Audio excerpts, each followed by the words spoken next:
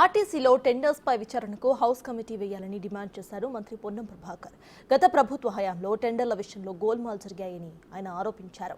అయితే నష్టాల బాటలో ఉన్న ఆర్టీసీని గట్టెక్కించడానికి ప్రభుత్వం అన్ని చర్యలు కూడా తీసుకుంటుందని చెప్పారు.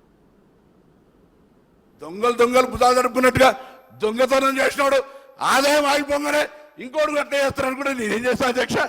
అందుకే ఒకటే మాట ఇవ్వాలి మీ ద్వారా, ఉష్కే 10 సంవత్సరాలుగా అక్రమంగా ఏం రవాణా అయింది, ఫ్లై యాష్ ఎవరు ఇలా వ్యాపారం చేసిర్రు, ఎన్టీపీసీఎల్ ఏం లెటర్ ఇచ్చింది, ఇవన్నిటి మీద విచారణ జరగాల్సిందే.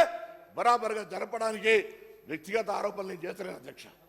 వ్యక్తిగతంగా ఏం ఆరోపణలు చేస్తలే, మానుకోవడం రాళ్ళు కొట్టింది వాస్తవమే కదా అధ్యక్ష. కొట్టకపోతే ఎందుకు ఉలికిడి, ఎందుకు ఉలికిపడుతున్నారు? ఇలా పార్టీలో కోర్టు చేసింది వాస్తవమే కదా. ఇవన్నీ ఉన్నప్పుడు దయచేసి ఆలోచన చేయండి.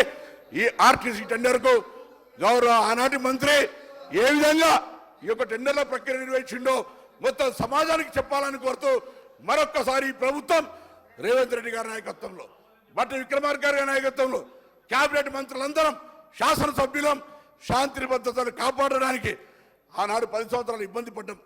మాకు తెలుసు ప్రజల కష్టాలను ఏ విధంగా కష్టపడకుండా చూడాలి, ప్రజలకు ఏ విధంగా న్యాయం చేయాలి అనేటువంటి ఆలోచనతో ఉన్నాం.